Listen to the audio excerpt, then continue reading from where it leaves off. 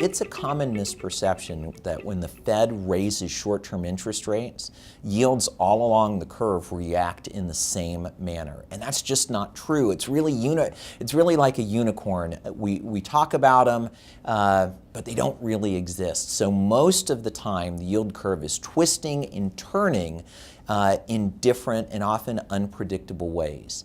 Now we think that occurs for a couple reasons. The first is that what impacts the front end of the curve, so think out to 2 or 3 years, is very different than the long end of the curve, out from 10 to 30 years.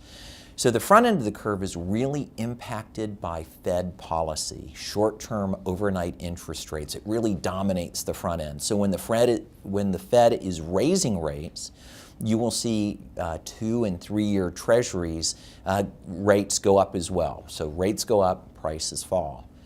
At the same time though, the longer end of the curve is really dominated by the outlook for first inflation and second long-term growth expectations, GDP growth.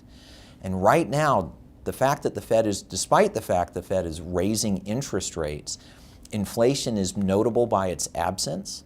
And long-term GDP growth is really where it's been for the last several years. In fact, it's very similar to where we were back in 2014.